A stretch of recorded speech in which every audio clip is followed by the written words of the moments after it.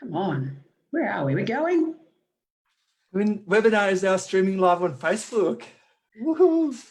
Come on, computer, work for me. Technology. So, Honestly. and now people can see us that we're talking, and hopefully they can all hear us. And I'm looking at myself on the other screen too. I don't know if it's working. Well, I'm looking in in your e-commerce advice platform, and it's showing that it's streaming. And there it is! Yay! Okay, awesome, fantastic. Well, that was that worked out well, didn't it? Thank you. How are you, Tristan? We've got it working. How's it going? Yeah, it's good. It's good. Friday. Yeah, it's freezing, but that's okay. It's just as cold in New Zealand as it is in Melbourne. I think this morning it was seven degrees for us. So, but we've just got to get used to it. We're coming into winter, so. I know, tough life, eh? Gosh, lockdown and then we get cold. Anyway, enough about the fun stuff. Hey, thanks so much for joining me today. I'm really, really excited to talk about this. I've had a lot of really good feedback already from some of the topics, and people are quite excited. So even myself, like obviously I think you've got to be quite arrogant not to think that you don't have any blind spots in your business, because. Well, I used to be arrogant in that case then. So we'll talk a bit about my history, because I didn't know I was arrogant. I didn't know I had an ego, but all of a sudden I realized I did one day.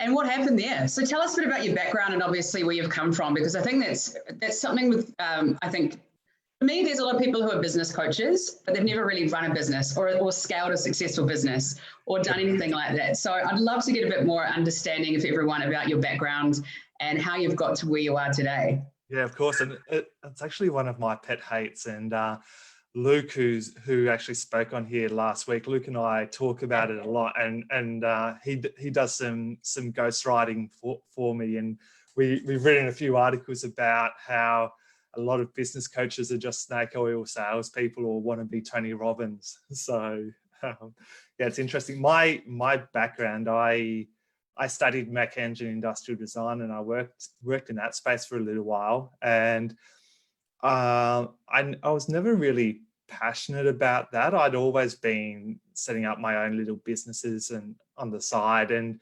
one day I was riding my bike with a bunch of mates, and they all said to me, "Hey Tristan, we want some uniforms." So I got lumped with the job of organising uniforms for my friends, and long story short, I couldn't find anywhere in Australia that I was happy with either customer service or product quality or price. So I thought, I'm going to find a manufacturer in China. And I did, went and found a manufacturer and cut out the middleman, so to speak, and organised some clothes. And really, really good. But on that first ride, people said, "Hey, the shorts are see-through." So we could see everyone's bums. And we don't want to see through shorts for a cyclist. So yeah, that first one was a fail. But what I did realise was that there was an opportunity in the market to sell good quality cycling clothing. Even though I'd stuffed up, I could. That was an easy fix. So in my spare time, on my kitchen table, in the evenings, I built up a sportswear business selling custom sportswear to cyclists, triathletes, runners all over Australia. And before I knew it, I was probably doing about 300 grand a year in my spare time. I eventually went full-time on that business and built it up into a 7-figure business, selling to your corporates, your charity rides, clubs, whoever, in Australia, in the States, in UK, and had staff Melbourne, Sydney, and the Philippines, and manufacturing offshore. And this was when I was 26. So not bad. This is where the ego and the 26, 27. This is where the ego and arrogance comes into it. I'd scaled a business with no real hurdles, and no real issues at all. So I thought, I know how to do it. I don't need any support or advice from anyone, and I don't need to ask anyone. And what I didn't know. I just laugh because it's such a common thing. It's such a common thing, and I think you're right. If you kind of hit something well and you get quite lucky with it. It's when the things start crumbling down. That's when. Oh yeah. What I didn't know was that I was in a good environment at the time. There weren't really any economic issues, and I hadn't really had any personal issues to that date. And then so I was like, I don't need support advice. I can just keep going. And then all within a 6-month period, this is when I think I was 28. I got married at 25. By the time I was 28, my wife came to me and said, hey, our marriage is over, see you later. So my first big personal hurdle in life, didn't know how to deal with that. And at the same time, the Aussie dollar against the US dollar tanked, and I was buying in Aussie and selling in US. So overnight, almost, my margin dropped by about 25%. Yeah, that'll bring some stress into the old household. Yes. So what did you do? What happened? What was did you have a bit of a breakdown? Like what? I like to get the reality from people around this. I didn't want to leave the house. I struggled to deal with business. There was one time I remember a customer called me in the afternoon and he said, have you just been for a run? You sound like you're out of breath.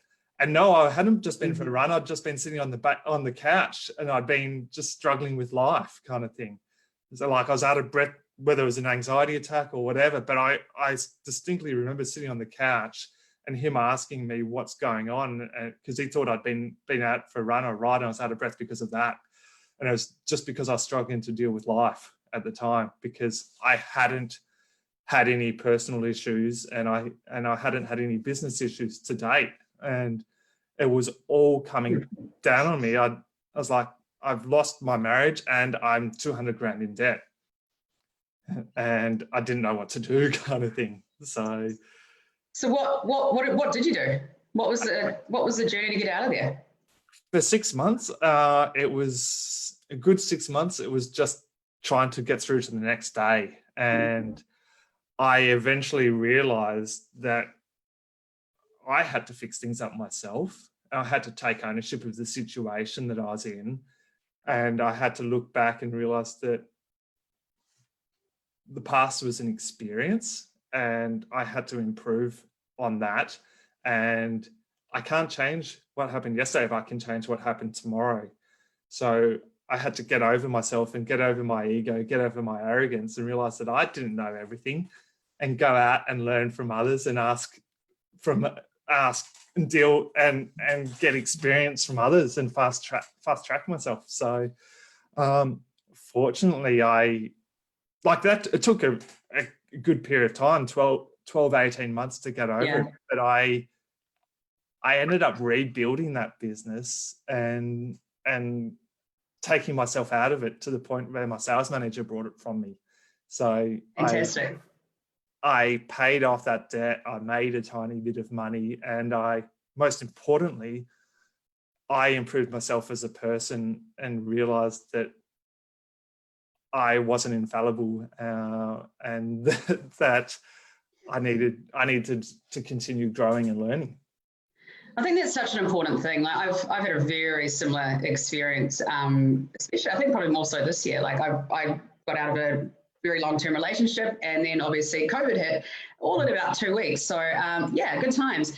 But I think that the good thing about that though is I think maybe the difference in my experience is that I've always recognized the importance of having a really strong mentor team around you and having people around you that can actually help, because early on in my journey, in different lifetime, but I thought that I could only go at it alone and do it myself as well. And that is when you burn out big time. Yep. And so I think when you start to, swallow the pride pill and get over yourself and go, hey, look, I need some help. But it's not only that. I think, and this is something we'll go into a bit later as well. But if you want to scale, you can't. You hit a roof, right? If it's just glass ceiling. There's multiple different glass ceilings in business. Yeah, this is it. And I think, look, I'm really excited today to talk about blind spots, because for me I thought it was great at everything, and then what I realized my weaknesses is definitely around HR and broader kind of detail orientated things. I'm a big picture ideas person, so don't give me a spreadsheet I'll freak out.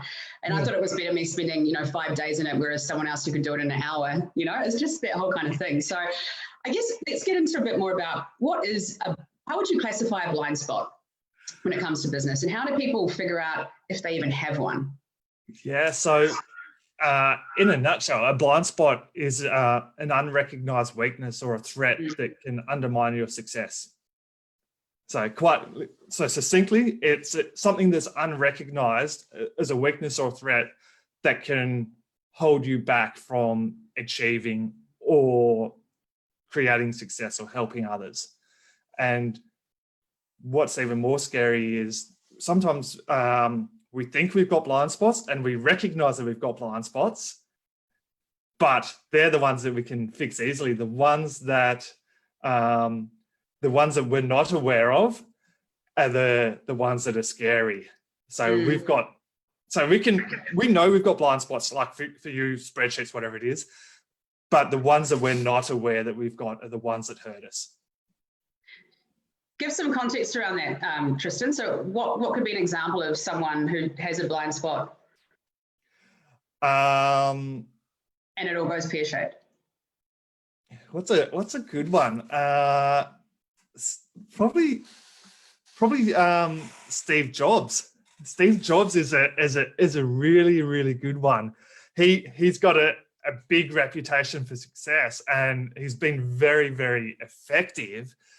But his leadership style in the early days angered many of his colleagues, and he would refuse to see any information that didn't support his views and would simply ignore those that disagreed with him.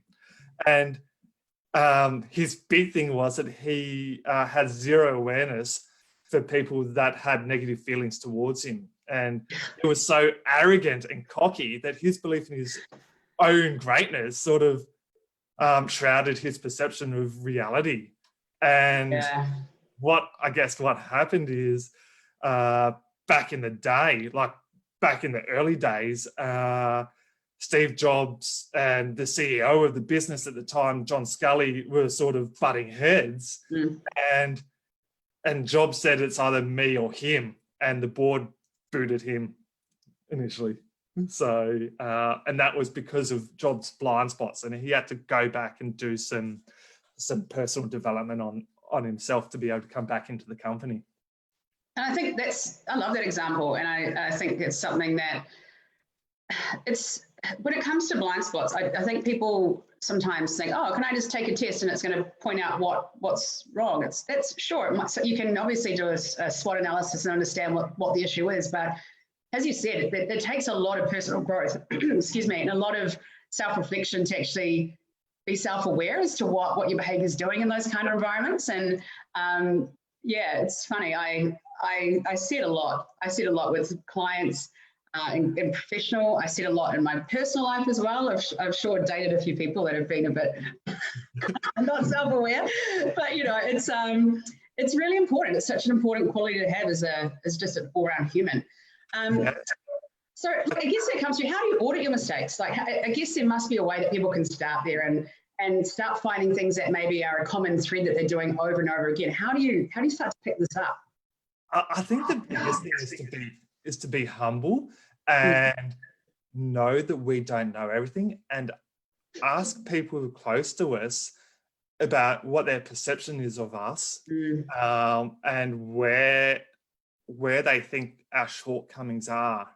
So whether that's personal, professional, HR, hiring, don't be afraid to ask others of what our potential shortcomings are in business. And you don't have to take on board everything, but it's sort of like the the 360 audit, the 360 review in business with staff, you're getting your staff to give feedback to you as well.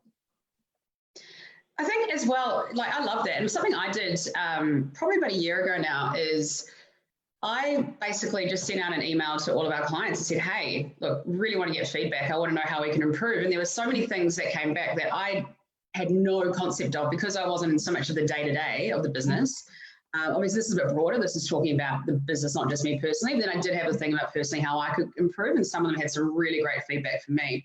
But, you know, you've got that. When I first started doing that, that was like, oh, shit, okay, I've got to take the shield off now. I'm going to get something getting it real with people. But yeah, once you do it, it's the best thing because you just start going, okay, cool. And then you start, what I found, I've started understanding people better.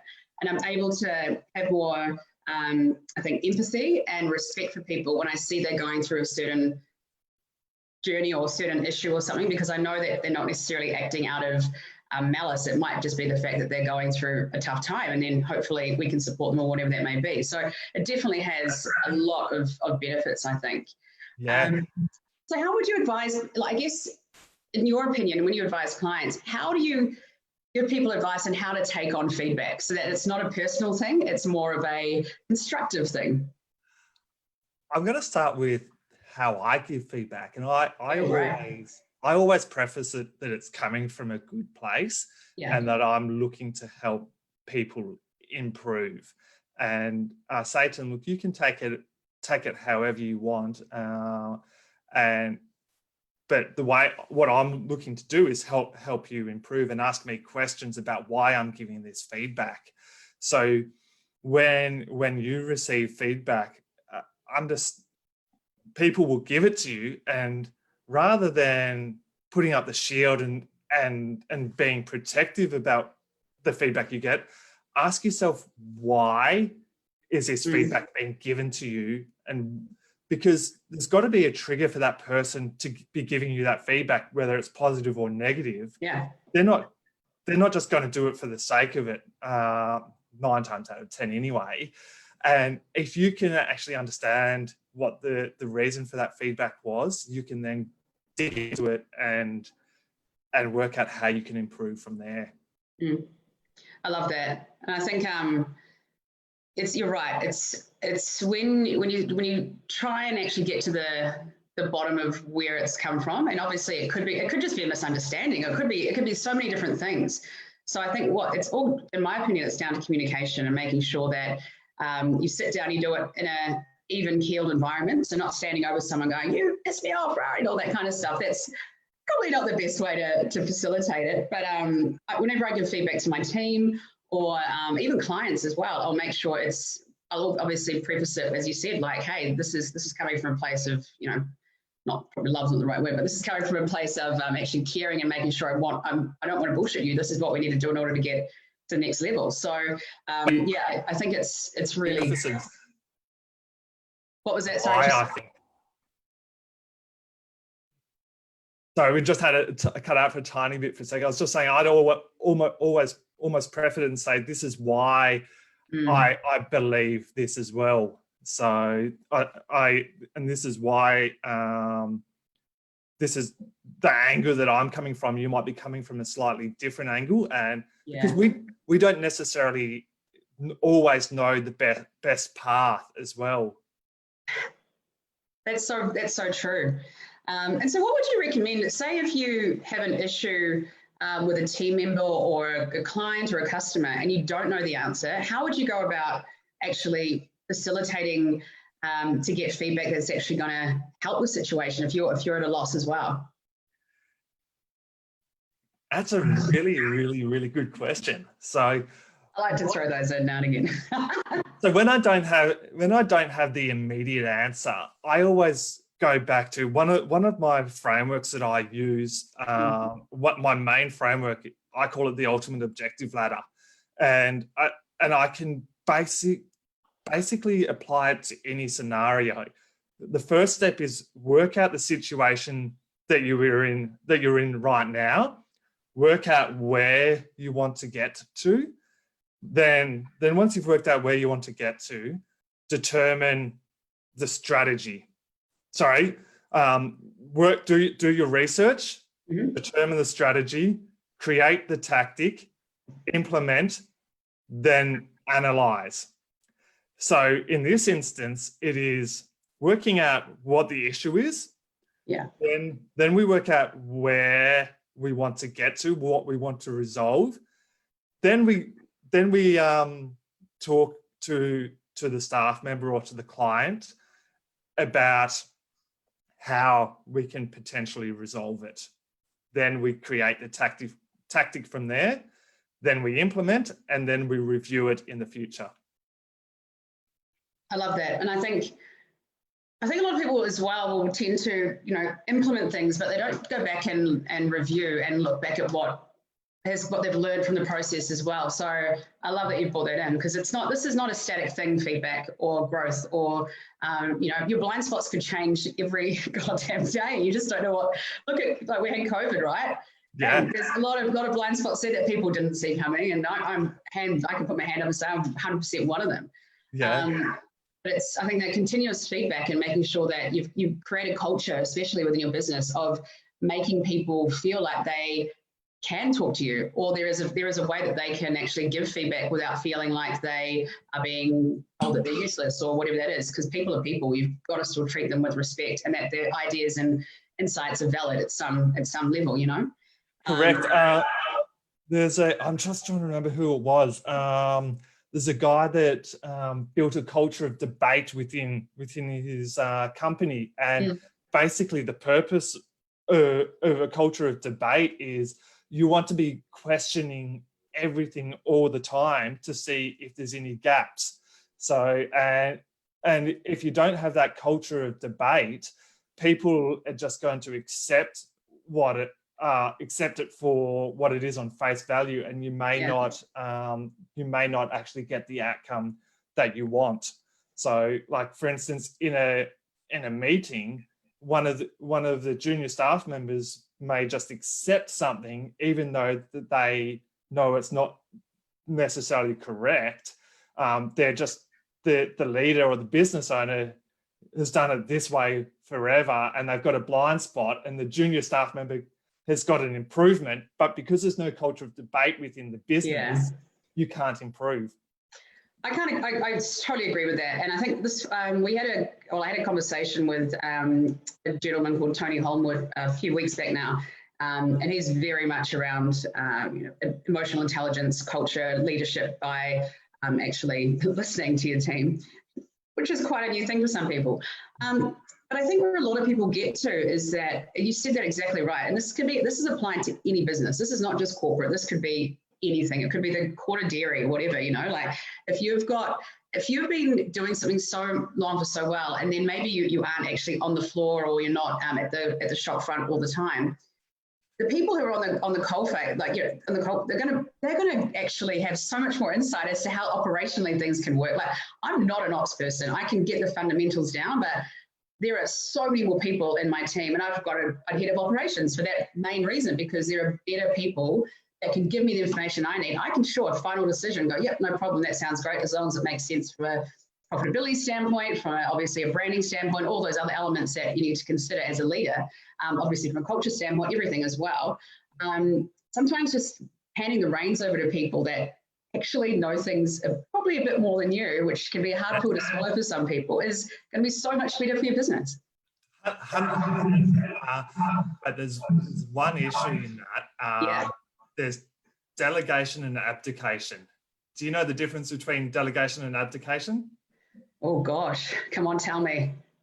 All right, so I'm assuming delegation's like you give the instruction, where the latter is more you kind of step back. Am I right in that respect?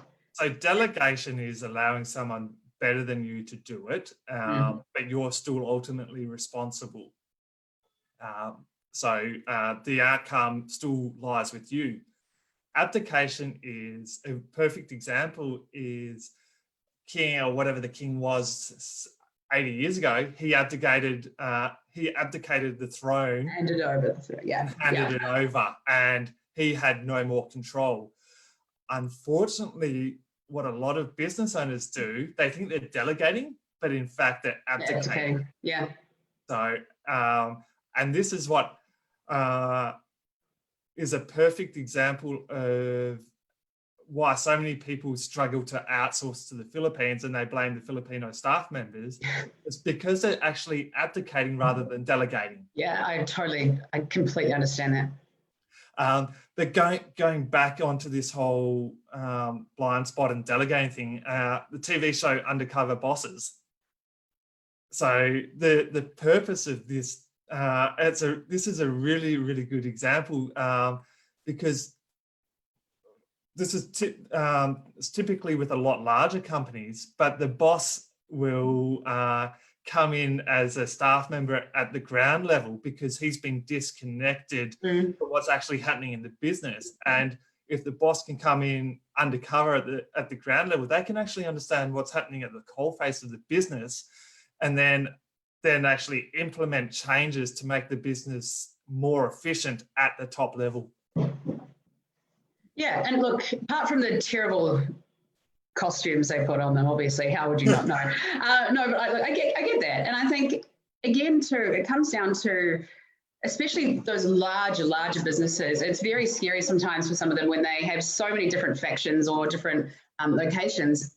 That's when it comes down to making sure, in my opinion, that you've got solid process in place so that when it does scale and when it does, when you can't be everywhere at once, but then if you've got a manager that needs to manage another team or another location, if there's a very clear process in place around how we do things, this is how we work, here's how we operate, here's how we close down, here's how we open up, all those kind of things, at least it gives them a notebook. Where I find people fail is when they go, all right, come in, just figure it out. Like, people aren't mind readers, and humans are humans, right? They will make mistakes, they'll think it's their own way, but having a really, I guess, a structured way of having a business operating. As I said, I'm not an operations person, but I've got a lot of respect for it now because I've seen the benefit of having that structure in place now. Not only from a profitability standpoint, but obviously from a culture standpoint. People are so much happier when they have, they know that they're actually going to be able to do a job that's going to put them in a good position, not going, shit, I don't know if I'm doing the right thing or not. Like, that's a horrible place to be. And then if you don't have the right leadership style, we need to actually have an understanding of what we're doing. As much as people say they don't like structure, we need to know what we're doing and have a framework so we can feel like we've achieved. And once we know that we've achieved, we can see the value that we're adding, which is then heading towards the vision of the business. And this is where having operations in place and guidelines in place really works.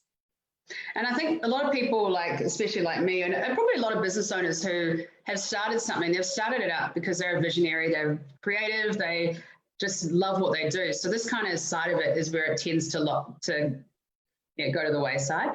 But is this where, in your opinion, and I know for myself, I mentioned earlier, but getting a group of trusted advisors or getting the right help in at the right time, not permanently, it doesn't have to be, I'll give you an example from our business. I engaged a woman who specializes in agency operations, actually from the US. And it was the best thing I ever did because I recognized very quickly, I was like, well, not very quickly, I recognized, and there was a certain situation that I had to recognize quickly, that, we were in the shit. And if we didn't sort this out very quickly, we were going to just explode. And I needed to get as much help as possible. It would have taken me probably, I reckon, 18 months, 2 years to learn and go through all the mistakes for what we probably did in 3 months. Yep. So, I think people just get, again, it's back down to, I think I hate to say it, but a lot of it's the ego or the, I can figure it out, or, and the other side of it too is I don't want to spend money on external help. Like, fuck, if people know how to do it, you're going to save so much money and so much heartache. For me, it's like, at the end of the day, you don't know what you don't know.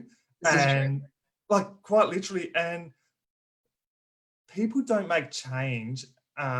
We're accustomed to feeling pain, and we only make change when that pain is too great. And by the time, this is the majority of people, and by the time that pain is too great, it's often too late. So we need to I've just come up with that saying. I should. Don't worry, it's recorded. We'll send it to you on a little mug or something. Awesome. But we need to be, but if we try to make change too late or to improve, our business will go down the gurgler. Why learn from your own mistakes? Why not learn from other people's mistakes? Totally. So 100%. And look, and the thing is, there's gonna, and this comes down to it as well. I think we spoke at this right at the top. Not every business consultant or person in business actually knows what the hell they're talking about, for one. So firstly, so do your research, make sure whatever, like if you're getting a business consultant that they've actually won awards, if you're getting a Facebook ads agency that they've won awards, or they've got some kind of credibility behind them in order to show what they're doing.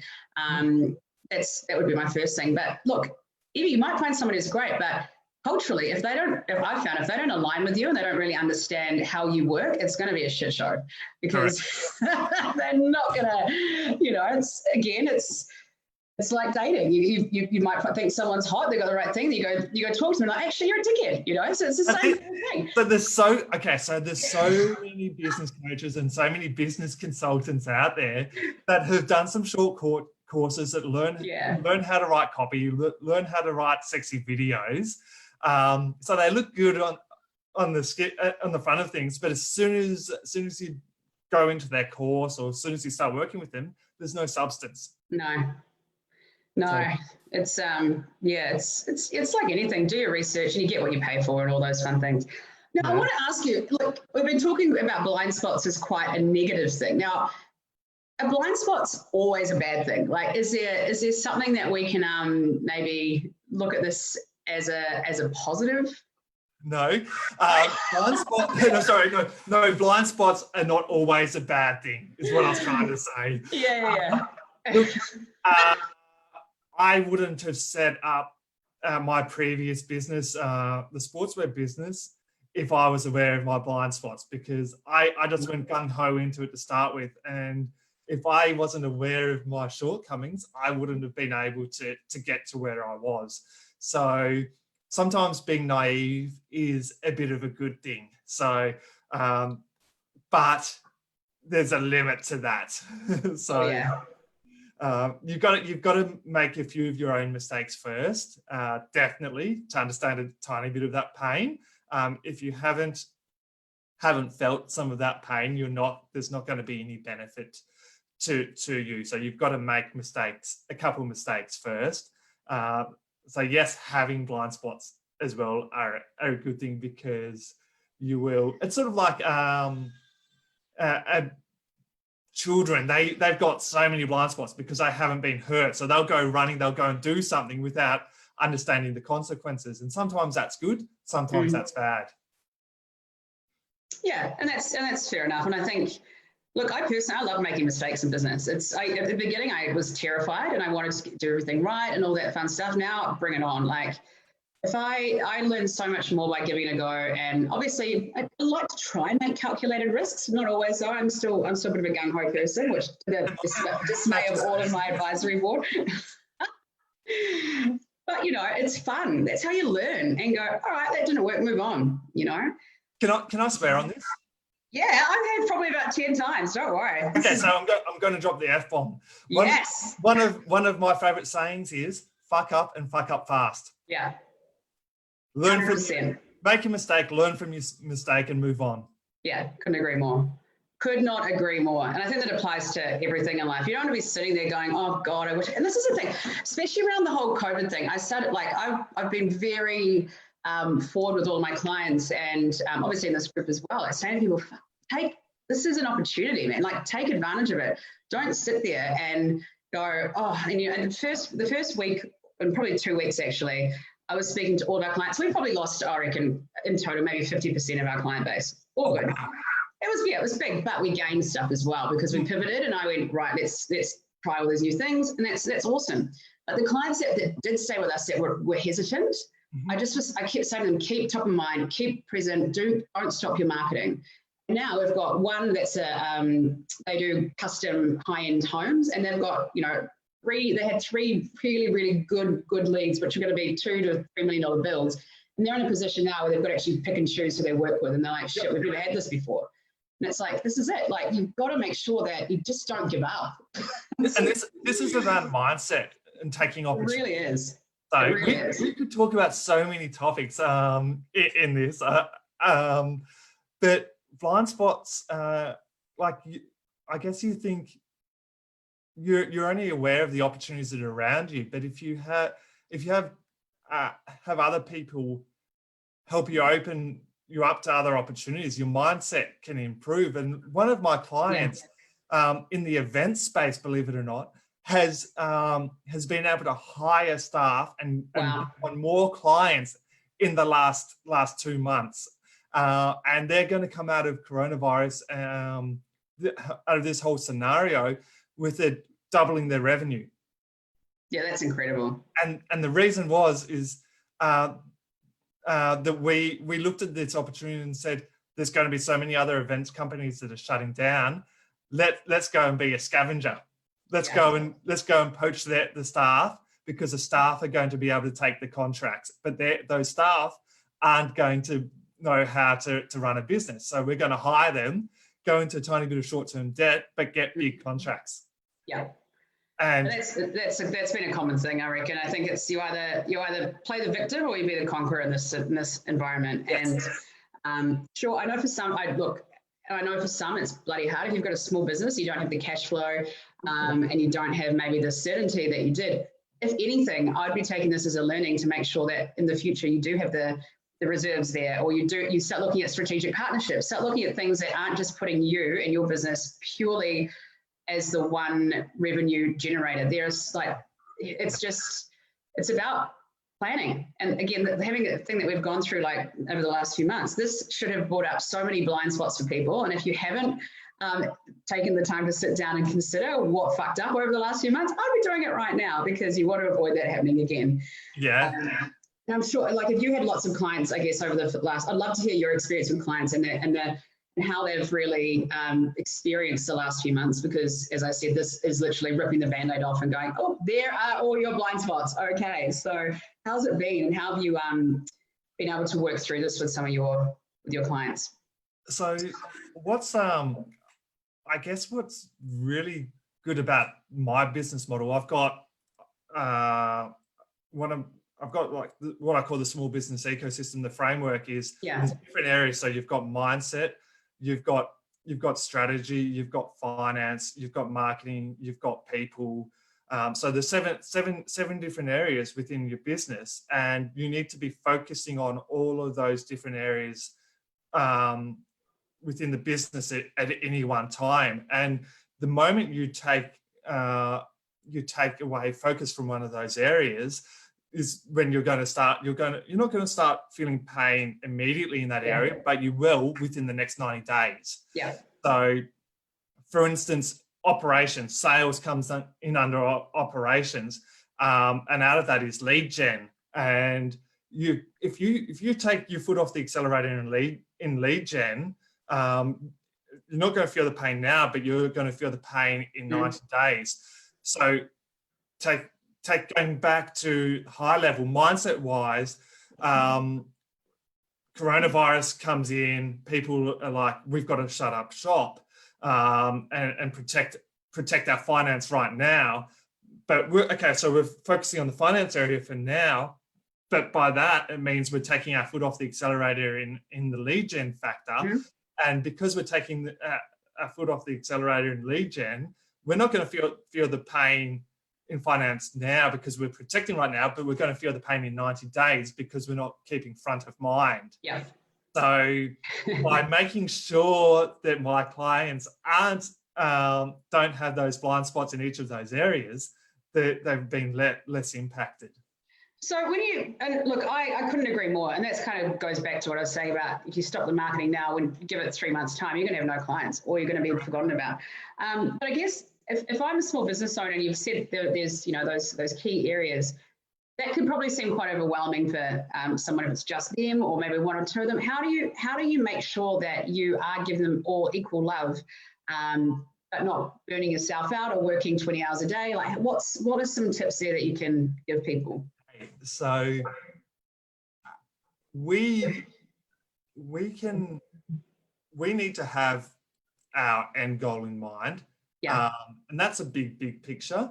But it's very easy to become overwhelmed in how to break that down into detail. So we shouldn't have our big picture goal in mind in great detail. We need to only have great detail in the next 90 days. And then, so we have our yearly plan, but the next 90 days, we should only have 4 focus areas that we're working on at any one time. We go to have 10 focus areas, we're going to become overwhelmed in them. So as long as we've got to be focusing on the 4 biggest issues in the business at that one time and working out how to solve those issues. Then we move on to the next area. Yeah, I love that. And something else as well, I guess, that I wanted to quickly touch on with you too is how do you make sure, and this goes back to really understanding blind spots. So if you're a leader, how do you make sure that you're getting the right data, you're getting the right information? Because I think sometimes, especially if you're in a culture where people are scared of you, or you basically don't really listen to feedback from your team or from external sources, whatever that is, how do you avoid that happening? Like, how do you make sure that you're actually understanding what the hell is going on so you can improve? That's really good. We need to.